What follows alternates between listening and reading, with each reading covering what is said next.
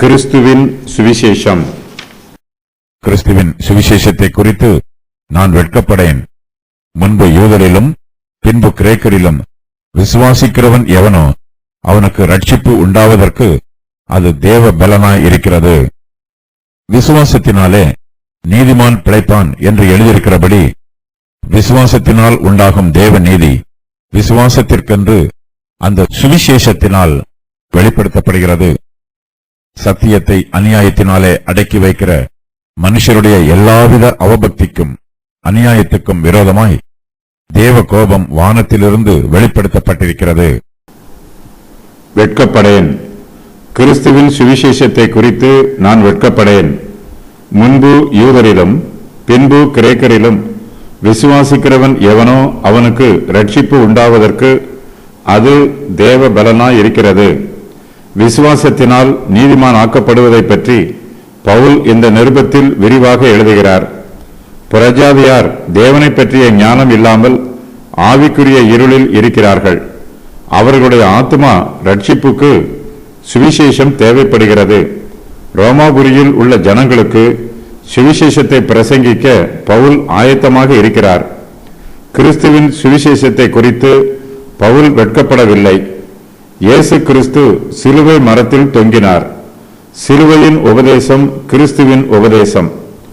அக்காலத்தில் அதிகமாக கல்வி கற்றவர்கள் சிலுவையில் தொங்கிய இயேசு கிறிஸ்துவை பற்றி பேசுவதற்கு கூட வெட்கப்பட்டார்கள். பவுலும் அதிக கல்வி கற்றவர்தான். கமாலியேலின் பாதபடியில் பயிற்சி பெற்றவர். கிறிஸ்துவின் சுவிசேஷத்தை குறித்து வெட்கப்படக்கூடிய சோதனை பவுலுக்கும் உண்டாயிற்று. சிலுவையில் தொங்கிய கிறிஸ்துவை பற்றி பிரசங்கிப்பது அவமானம் என்று அக்காலத்தில் பலர் நினைத்தார்கள். பவுலோ கிறிஸ்துவின் சிலுவை உபதேசத்தை அவமானமாக நினைக்கவில்லை. கிறிஸ்துவின் சுவிசேஷத்தை பிரசங்கிப்பதற்கு பவுல் வெட்கப்படவில்லை. சிலுவையில் தொங்கிய இயேசு கிறிஸ்துவை பவுல் கர்த்தராகவும் இரட்சகராகவும் விசுவாசித்து தன் இருதயத்தில் ஏற்றுக்கொண்டிருக்கிறார். கிறிஸ்துவின் சுவிசேஷம் பவுலின் ஜீவியத்தை மாற்றியிருக்கிறது. கிறிஸ்துவின் சுவிசேஷத்தில் வெட்கப்பட வேண்டிய காரியம் ஒன்றும் பவுலுக்கு தெரியவில்லை. ஆகையினால் பவுல் கிறிஸ்துவின் சுவிசேஷத்தை குறித்து வெட்கப்படவும் இல்லை, சுவிசேஷத்திற்கு வெட்கம் உண்டு பண்ணவும் இல்லை.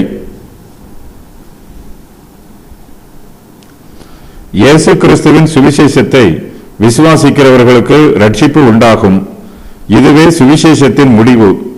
கிறிஸ்துவின் சுவிசேஷம் ரட்சிப்பு உண்டாவதற்கு தேவ பலனாய் இருக்கிறது. இந்த சுவிசேஷத்தை குறித்து பவுல் வெட்கப்படவில்லை. கிறிஸ்துவின் சுவிசேஷம் மனுக்குலத்தாருக்கு ரட்சிப்பின் வழியை காண்பிக்கிறது. தேவனுடைய வல்லமையினால் மனுஷருக்கு ரட்சிப்பு உண்டாயிருக்கிறது. தேவனுடைய வல்லமை இல்லாமல் சுவிசேஷத்தில் உள்ள எழுத்துக்கள் செத்த எழுத்துக்களாகவே இருக்கும். தேவனுடைய வல்லமையே சுவிசேஷத்தின் எழுத்துக்களை உயிர் பெறச் செய்திருக்கிறது. விசுவாசிக்கிறவர்களுக்கு மாத்திரமே ரட்சிப்பு கிடைக்கும். ஒரு நோயாளி அவனுக்கு கொடுக்கப்படும் மருந்தை உட்கொண்டால்தான் அவனுடைய நோய் குணமாகும். அவனுக்கு மருந்தை பற்றி எவ்வளவு அறிவு இருந்தாலும் அவன் அந்த மருந்தை உட்கொள்ளவில்லை என்றால் அந்த மருந்தினால் அவனுக்கு ஒரு பிரயோஜனமும் உண்டாகாது. சுவிசேஷம் முன்பு யூதருக்கே அனுப்பப்பட்டது. இவர்களே இஸ்ரவேல் வீட்டாரில் காணாமல் போன ஆடுகளாக இருக்கிறார்கள். இயேசு கிறிஸ்துவும் அவருடைய அப்போஸ்தலர்களும் யூதருக்கே முதலாவதாக சுவிசேஷத்தை பிரசங்கம் பண்ணினார்கள். ஆனால் யூதர்களோ கிறிஸ்துவின் சுவிசேஷத்தை ஏற்றுக்கொள்ளவில்லை. ஆகையினால் அப்போஸ்தலர்கள் புறஜாதியார்களிடத்திற்கு போய் அவர்களுக்கு கிறிஸ்துவின் சுவிசேஷத்தை அறிவித்தார்கள். இப்போது யூதரும் புறஜாதியாரும் ஒரே ஸ்தானத்தில் இருக்கிறார்கள். இரட்சகராகிய இயேசு கிறிஸ்து யூதரையும் புறஜாதியாரையும் தம்மிடத்தில் பட்சபாதம் இல்லாமல் ஒன்று போலவே அழைக்கிறார். கிறிஸ்துவின் சுவிசேஷம் யூதருக்கும் புறஜாதியாருக்கும் ஒன்று போலவே பிரசங்கிக்கப்படுகிறது. விசுவாசிக்கிறவன் யூதராக இருந்தாலும் புறஜாதியாராக இருந்தாலும் அவனுக்கு ரட்சிப்பு உண்டாக கிறிஸ்துவின் சுவிசேஷம் தேவ பலனாக இருக்கிறது. தங்களுக்கு ஒரு மேசியா வருவார் என்று யூதர்கள் நீண்ட காலமாக எதிர்பார்த்து கொண்டிருக்கிறார்கள். இயேசு கிறிஸ்துவே அந்த மேசியா. புறஜாதியாருக்கு அவர் பிரகாசிப்பிக்கிற ஒளியாக இருக்கிறார். தம்முடைய ஜனமாகிய இஸ்ரவேலுக்கோ அவர் மகிமையாக இருக்கிறார். சுவிசேஷம் தேவனுடைய பலனாய் இருக்கிறது. புதிய ஜீவனை உற்பத்தி பண்ணுவதற்கு, ரட்சிப்பை உண்டாக்குவதற்கு, கிருபையை அளிப்பதற்கு, விசுவாசத்தில் ஜனங்களை நிலைத்திருக்கச் செய்வதற்கு, விசுவாசத்தை உண்டாக்குவதற்கு, விடுதலை பண்ணுவதற்கு, ஆவிக்குரிய ஜீவியத்தை போஷிப்பதற்கு, சபையை சுத்திகரிப்பதற்கு, ஜீவனை ஆராய்ந்து பார்ப்பதற்கு, கிறிஸ்துவின் உடன் பங்காளிகளாக ஆக்குவதற்கு, மரணத்தை பரிகரிப்பதற்கு, சமாதானத்தை உண்டு பண்ணுவதற்கு, பாதுகாப்பை தருவதற்கு, சம்பூர்ண ஆசீர்வாதங்களை கொடுப்பதற்கு. ரட்சிப்பு. பரிசுத்த வேதாகமத்தில் ரட்சிப்பு என்பது மிகவும் முக்கியமான வார்த்தை. சுவிசேஷ செய்தி, அதன் மூலமாக மனுக்குலத்திற்கு உண்டாயிருக்கும் ரட்சிப்பு, தொடர்ந்து ரட்சிக்கப்பட்டுக் கொண்டிருத்தல் ஆகிய ரட்சிப்போடு தொடர்புடைய எல்லா பொருட்களையும் இந்த வார்த்தை விளக்கும். பழைய ஏற்பாட்டில் 119 தடவை ரட்சிப்பு என்னும் வார்த்தை பயன்படுத்தப்பட்டிருக்கிறது. ரட்சிப்பு என்னும் தமிழ் வார்த்தையை குறிப்பதற்கு 7 எபிரேய சொற்களும் கிரேக்க சொற்களும் பயன்படுத்தப்பட்டிருக்கிறது. ரட்சிப்பு என்னும் வார்த்தை பல பொருட்களை குறிக்கும் பொதுவான வார்த்தையாகும். ரட்சிப்பு, மீட்பு, விடுவிப்பு, ஆரோக்கியம், உதவி, க்ஷேமம், பாதுகாப்பு, ஜெயம், இரட்சகர், தற்காப்பு, பராமரிப்பு என்று ரட்சிப்பு என்னும் வார்த்தைக்கு பொருள் கூறிக்கொண்டே போகலாம். பரிசுத்த வேதாகமத்தில் ரட்சிப்பு என்னும் வார்த்தை ஒரு குறிப்பிட்ட காரியங்களை விளக்குவதற்கு பயன்படுத்தப்பட்டிருக்கிறது. அவையாவன: ஆபத்தில் இருந்து விடுதலை, சத்துருக்களிடமிருந்து ஜெயம், சரீர சுகமாதல், பாவ மன்னிப்பு, சிறைச்சாலையில் இருந்து விடுதலை, அடிமைத்தனத்தில் இருந்து விடுதலை, கோபாக்கினையில் இருந்து விடுதலை. ரட்சிப்புக்கு நாம் இவ்வாறு பலவிதமாக பொருள் கூறினாலும், பாவத்திலிருந்து ஒரு மனுஷன் விடுதலை பெறுவதையே இந்த வார்த்தை பிரதானமாக விளக்குகிறது. பாவங்களில் இருந்து விடுதலை பெறும் விதம்: பாவ அறிக்கை, விசுவாசத்தின் மூலமாக கிருபை, பரிசுத்த ஆவியானவரின் பரிசுத்தமாக்கப்படுதல், சத்தியத்தை விசுவாசித்தல், தேவனுக்கேற்ற துக்கம், தேவனுடைய திரு இரத்தத்தில் விசுவாசம் வைப்பது, தேவனுடைய நாமத்தில் விசுவாசம் வைப்பது. தேவ நீதி. விசுவாசத்தினாலே நீதிமான் பிழைப்பான் என்று எழுதியிருக்கிறபடி, விசுவாசத்தினால் உண்டாகும் தேவ நீதி விசுவாசத்திற்கென்று அந்த சுவிசேஷத்தினால் வெளிப்படுத்தப்படுகிறது. விசுவாசத்தினாலே நீதிமான் பிழைப்பான். தேவ நீதி இப்போது சுவிசேஷத்தினால் வெளிப்படுத்தப்பட்டிருக்கிறது. கிறிஸ்துவின் சுவிசேஷம் நமக்கு ரட்சிப்பின் வழியை காண்பிக்கிறது. அதே சுவிசேஷம் நமக்கு நீதிமானாக்கப்படுவதற்கான வழியையும் காண்பிக்கிறது. கிறிஸ்துவின் சுவிசேஷமானது நமக்கு நீதியை வெளிப்படுத்துகிறது. சுவிசேஷத்தில் தேவனுடைய நீதி வெளிப்படுத்தப்பட்டிருப்பதை வேத பண்டிதர்கள் 2 விதமாக வியாக்கியானம் பண்ணுகிறார்கள். சுவிசேஷத்தில் தேவ நீதி வெளிப்படுத்தப்பட்டிருக்கிறது. தேவனே இந்த நீதியை நியமித்திருக்கிறார். தேவனுடைய நீதி என்பது வேறு, மனுஷருடைய நீதி என்பது வேறு. நம்முடைய சுய கிரியைகளினால் நாம் நீதிமான்களாக ஆக முடியாது. நம்முடைய சுய நீதி அற்ப பிரயோஜனம் உள்ளது. தேவனுடைய நீதியை நம்முடைய சுய கிரியைகளினால் சம்பாதிக்க முடியாது. இது இயேசு கிறிஸ்துவின் நீதி என்றும் அழைக்கப்படுகிறது. விசுவாசத்தினால் மாத்திரமே நமக்கு நீதி உண்டாகும். விசுவாசத்தினால் நாம் நீதிமான்கள் ஆக்கப்படுகிறோம். நம்முடைய கிரியைகளினால் நாம் நீதிமானாக்கப்படுவதில்லை. தேவனுடைய நீதியில் நம்முடைய விசுவாசம் முக்கிய பங்கு வகிக்கிறது. விசுவாசத்தினால் தேவ நீதி உண்டாகும். அந்த தேவ நீதி விசுவாசத்திற்கென்று அந்த சுவிசேஷத்தினால் வெளிப்படுத்தப்பட்டிருக்கிறது. விசுவாசம் இல்லாமல் தேவனுக்கு பிரியமாய் இருப்பது கூடாத காரியம். கர்த்தருடைய பிள்ளைகள் விசுவாசத்தில் வளர்ச்சி பெற வேண்டும். நம்முடைய விசுவாசத்தினால் நாம் முதலாவதாக நீதிமானாக்கப்படுகிறோம். அதன் பின்பு அதே விசுவாசத்தினால் நாம் பிழைக்கிறோம், ஜீவிக்கிறோம். விசுவாசத்தினால் நம்மை கிறிஸ்துவுக்கு ஒப்புக் கொடுக்கிறோம். கிறிஸ்துவை பற்றும் விசுவாசத்தினால் நம்முடைய ஆவிக்குரிய ஜீவியத்தில் ஸ்திரப்படுகிறோம். நாம் வேர் பெற்று வளர்ச்சி பெறுவதற்கு தேவையான தேவ நீதியை நாம் தேவனிடத்தில் இருந்து விசுவாசத்தினால் பெற்றுக்கொள்கிறோம். விசுவாசத்தினால் நீதிமான் பிழைப்பான். விசுவாசம் நம்மை நீதிமான் ஆக்குகிறது. நாம் விசுவாசத்தினாலேயே பிழைக்கிறோம். நம்முடைய ஆவிக்குரிய ஜீவியத்தில் நாம் தேவனுக்கு முன்பாக நீதிமானாக ஜீவிப்பதற்கு விசுவாசம் தேவைப்படுகிறது. விசுவாசமே நம்முடைய நீதிக்கும் தேவனுடைய நீதிக்கும் ஆதாரமாக இருக்கிறது. நம்முடைய ஆவிக்குரிய ஜீவியத்திற்கு விசுவாசமே ஆரம்பமும் முடிவுமாக இருக்கிறது. நம்முடைய ஆவிக்குரிய ஜீவியத்தை தொடர்ந்து ஜீவிப்பதற்கு நமக்குள் விசுவாசம் இருக்க வேண்டும். விசுவாசம் வர்த்திக்க வேண்டும். விசுவாசம் நம்மிடத்தில் தொடர்ந்து காணப்பட வேண்டும். நாம் விசுவாசத்தில் பலப்பட வேண்டும். விசுவாசத்தினால் நீதிமான் பிழைப்பான் என்பது புதுமையான உபதேசம் அல்ல. பவுல் இந்த வாக்கியத்தை பழைய ஏற்பாட்டில் இருந்து மேற்கோளாக சொல்லுகிறார்.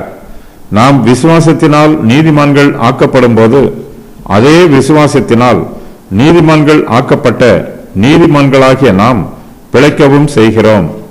நீதிமான் ஆக்கப்படுவது என்பது கிருபையின் ஜீவியம். நீதியில் பிழைப்பது என்பது மகிமையின் ஜீவியம்.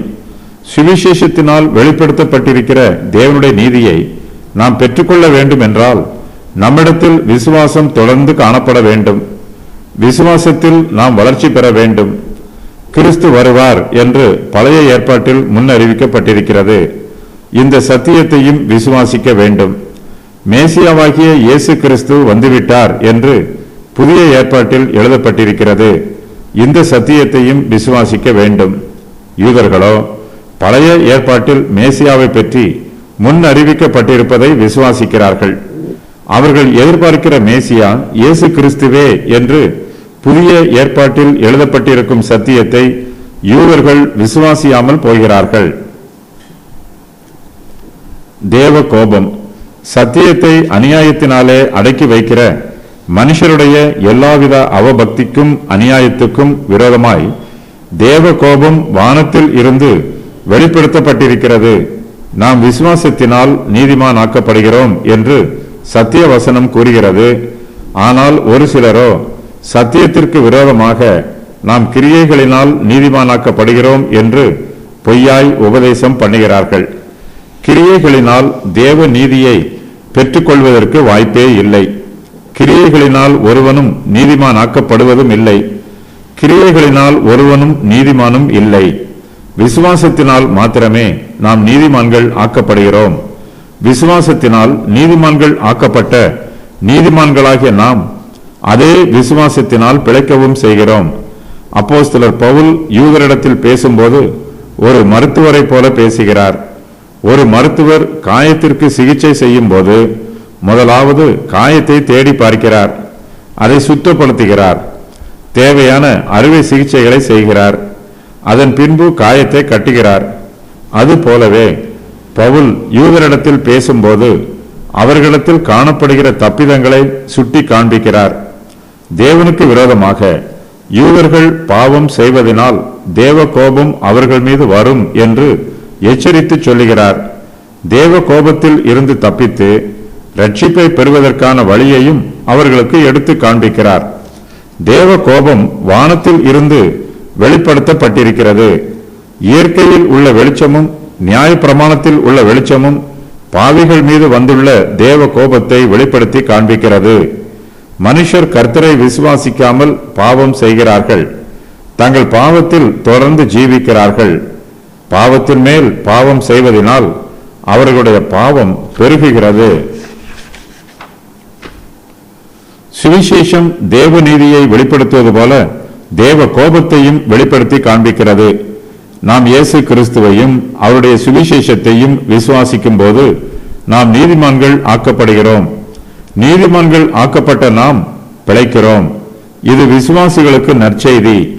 இதே சுவிசேஷம் எல்லாவித அவபக்திக்கும் அநியாயத்திற்கும் விரோதமாய் தேவ கோபத்தை வெளிப்படுத்தி காண்பிக்கிறது. இது பாவிகளுக்கு சொல்லப்படுகிற துர்ச்செய்தி. பாவிகளிடத்தில் இரண்டு அடிப்படையான பாவ சுபாவங்கள் காணப்படுகிறது. அவையாவன அவபக்தி, அநியாயம். சத்தியத்தை ஒருவன் அநியாயத்தினால் அடக்கி வைக்கும்போது அவனுக்குள் அவபக்தி உண்டாகும். நன்மை எது என்பதும் தீமை எது என்பதும் அவர்களுக்கு தெரியும். நன்மைக்கும் தீமைக்கும் வித்தியாசமும் இவர்களுக்கு தெரியும். ஆனால் இவர்களோ சத்தியத்தை அநியாயத்தினால் அடக்கி வைக்கிறார்கள். சத்தியத்தை சிறைப்பிடித்து அடக்கி வைக்கிறார்கள். இதனால் சத்தியம் இவர்களுக்குள் ஒரு கிரியையும் செய்வதில்லை. தங்களுடைய இருதயத்தில் சத்தியம் கிரியை நடப்பிக்க கூடாதவாறு சத்தியத்தை சிறைப்பிடித்து அடக்கி வைத்து விடுகிறார்கள். இவர்களுடைய இருதயம் துன்மார்க்கம் நிறைந்ததாக இருக்கிறது, பாதாள சிறையை போல இருக்கிறது. இப்படிப்பட்ட இருட்டான இருதயத்தில் இவர்கள் சத்தியத்தை அடக்கி வைக்கிறார்கள், சத்தியத்தை புதைத்து விடுகிறார்கள். பாவிகள் சத்தியத்தை அநியாயத்தினாலே அடக்கி வைக்கிறார்கள். இவர்களுடைய எல்லாவித அவபக்திக்கும் அநியாயத்துக்கும் விரோதமாய் தேவ கோபம் வானத்தில் இருந்து வெளிப்படுத்தப்பட்டிருக்கிறது. தேவனுடைய எழுதப்பட்ட சத்திய வசனங்கள் மூலமாகவும் தேவ கோபம் இவர்களுக்கு விரோதமாக வெளிப்படுத்தப்பட்டிருக்கிறது.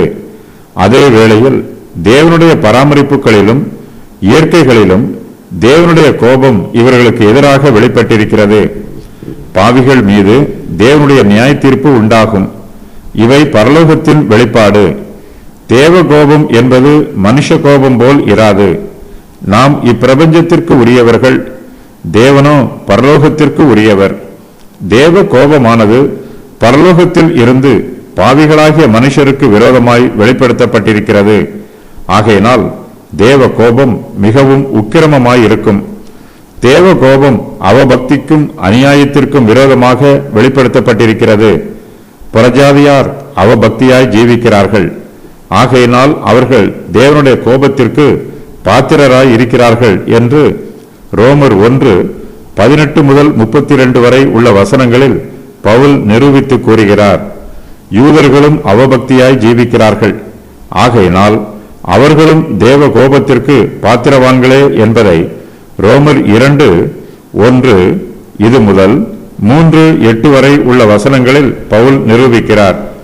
யூதரும் புறஜாதியாரும் குற்ற உணர்வு உள்ளவர்களாகவே இருக்கிறார்கள் என்பது பவுலின் கருத்து.